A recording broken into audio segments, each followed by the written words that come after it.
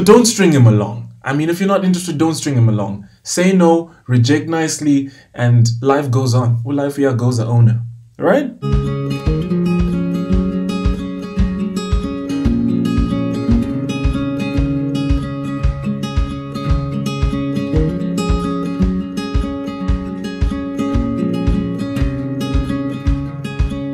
Hey guys, I hope you are well and winning.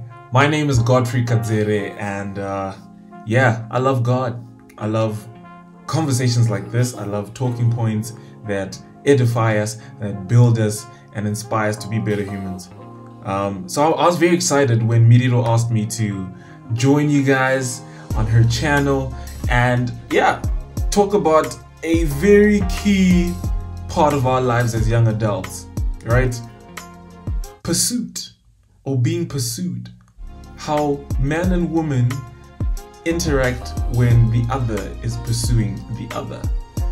Yeah, interesting chats. These are very, very interesting chats. I watched her video, which was very insightful, to say the least. It was interesting to note how women have come together to present this list of 10 items as they tell us what a man should not do as he pursues a godly woman. So Miriro asked me to, I guess, sort of represent the gents a bit and look at what women should do or should not do as a man pursues them. Yeah, so let's kick it. Ladies, I am talking to you, specifically to you, lovingly to you. This is the scenario. You are being pursued by a man. A godly man, I hope, I pray. And as we're doing this, as we're talking about this, I prepared a list, all right? And with this list, I came up with 7 points, all right? Praise God that 7 is the number of completion. So this might represent a complete set of tips and advice that may give you insight into how you can respond in the best way to a man pursuing you. So starting off, I implore you, woman of God, lady, that when a man is pursuing you, I hope you've identified this. When a man is pursuing you, you need to ask the right questions. It's even better if you ask the right questions at the right time, in the right way. I say this because at some point I think we needed to be pushed, to be challenged, to be shaken a bit, inspired, so to speak, to really interrogate what our intentions are,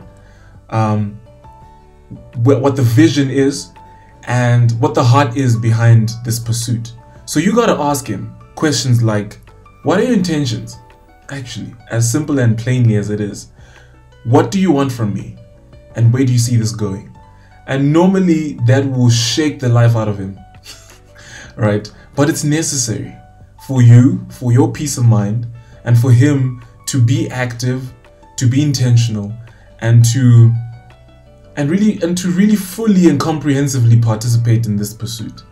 And I would suggest that it happens right at the beginning of this pursuit. Amen.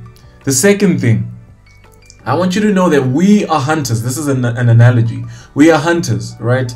And so, following the analogy, you are the prey, right? And look, I know that when this pursuit is happening, rejection is part of the picture, right? But now, we know what we are getting into when we pursue you. Hopefully. And I'm speaking hopefully in the tone and in the light of a godly man, that we know what we're getting into when we pursue a woman. That she can either say yes or no.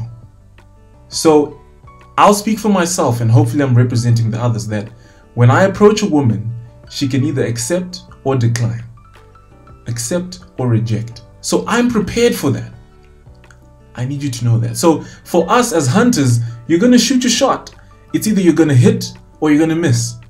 It is what it is, right? And so This point is about how you respond to his pursuit. He's going to hit or he's going to miss, and that's on you, whether you accept or reject. Now, if you are not interested in a man, be honest about it to yourself and to him. Don't string him along. And because he's prepared for this, he will be okay if you say no. He really will. Because for him, it's just, okay, I missed. It's either I'm going to try again or I'm going to try elsewhere. But don't string him along. I mean, if you're not interested, don't string him along. Say no, reject nicely, and life goes on. Well, life here goes the owner. Alright? Cool. Because I truly believe stringing along a man who you're not interested in is evil. It really is. Like, what are you doing? What are you trying to achieve? Honestly, it's not godly at all. It's not loving. No, don't do it. And it's selfish, and selfishness is not godly. You probably want to string him along because he buys you free food or he takes you out. Now I'm knocking on your doors. Listen, he buys you free food, he probably buys you outfits, but you're not interested in him. But what he brings and gives you, don't do it. It's not okay. Third thing, hear him out. If a godly man is pursuing you, something positive, I hope, has really inspired him to pursue you.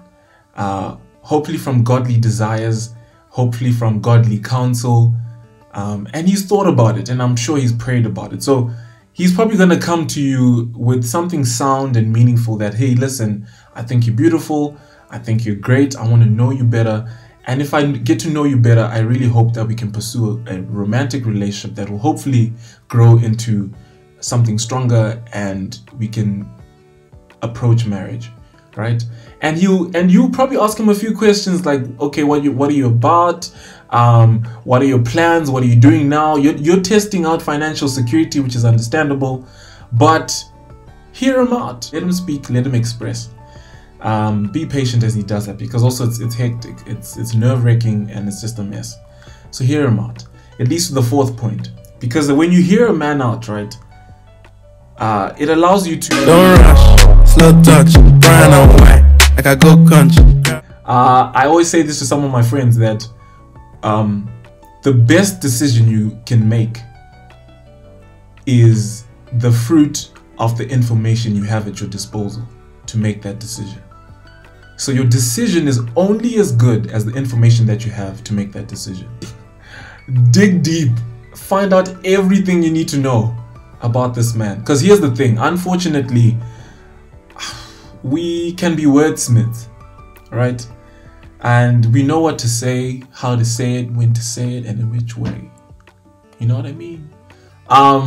Yeah, so you get mismatches between words and actions. So you need to do your research. Ask as many questions as possible in from as many resources as possible, trying to find out about this man, who he is, what he's about, where he's from, what's going on.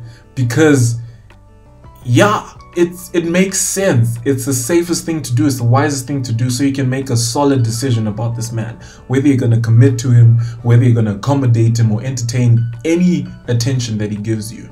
But also be discerning about what you hear. Pray about it. You know, the sisters that are on, you know, I'm not sure right now, but I think I need to pray about it. I get that sometimes it's a cop-out. You should stop it. But for real, if you're actually going to say that, then actually really go pray. The fifth thing is to pray for him. Actually, I know it's a bit of a plot twist, like this is someone who's pursuing you.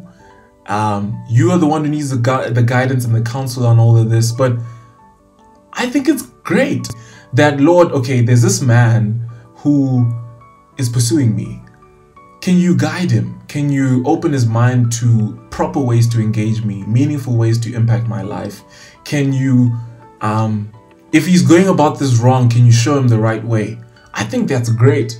And it will edify your life. It will give you peace that if things go well, you prayed about it. If things don't go well, you prayed about it. And at the end of the day, you come out better, because there's quite it blesses him, it blesses you, and it just blesses the whole process. Number 6, which ties in with number 4 as well, seek wisdom and counsel. So insight. You need people have gone before you, and as all of these things unfold, and process and method is part of the way. It's like, how did you engage a man who was pursuing you? Now probably you're speaking to married women, and married men for that matter. How did you go about it? So you can know, because I think it's important to know what you want. So when you know what you want, this is a bit of a bonus. When you know what you want, at least then you can identify it when it's right in front of you. As well as with what is presented in front of you, you can know what's nonsense and what isn't. So know what you want, and that is shaped by the people you're engaging in this process, the information you're interacting with in this process. And the seventh thing, which is actually my favorite, we came up with this with some of my friends, what we call Ruthing, right? The thing about Ruthing is, if you have the reference, of course, is Ruth and Boaz. Ruth didn't shoot a shot per se, or at least if she did, it was quite brilliant, actually. She positioned herself. So the thing about Ruthing is positioning yourself. So I feel like it creeps out a lot of gents for you to just be very upfront and apparent about how you feel about a guy. I mean, Jackie Hill Perry presented something pretty insightful, how she presented her affections towards a man to God and said, Lord, show this man the best way to interact with me in a romantic way, so that I'm not compromised, that I'm safe, and that things aren't awkward if he rejects me. I think that's brilliant. Analogy. You're the deer, you're the, I don't know, you're the prey, right? So you are welcome to dance literally in front of this hunter, that here I am. I'm showing. I mean, we can talk about hints and signs and whatever. That's kind of part of it, that you're positioning yourself to be the recipient or beneficiary of this man's affection. So position yourself, and God will direct you, like, Lord, I'm interested in this guy. Help me to position myself in a way that will catch his attention, that will draw his attraction. So yeah, I believe that one of the best things that a godly man treasures and prizes is wisdom. So I'm going to put it right there in front of you, that the book of Proverbs is a brilliant resource to emulate in how you grow as a woman and how you shape yourself as a woman. Do all of this prayerfully. Those are my 2 cents on this, and I'm excited to hear what you guys have to say about it. I think Miriro did a great job in starting this conversation. I'm big on conversation. So yeah, let's talk about it. Let's engage. I'm keen to see. I'll definitely follow up in the comments below on what you guys have to say about this. I like what she said about the 10 points men approach a woman, what not to do. Don't treat the woman you're pursuing like an option. I believe, yeah, that's important, ladies. You need to be able to determine whether this guy is giving you all his attention or part of it. If he is, great. Really savor it, protect it, and treasure it. If he's not, you're welcome to be like, sir, I'm out. Thank you. Please attend to every other person you are attending to before you come to me. Don't be afraid to do that. Yeah, so that's it for me. Know who you are, know what you're about, so that when someone is engaging you, there's a match, and you're not wasting your time or his time, because we're grown, guys. And also, these streets are wild. We don't need any more wilding out here.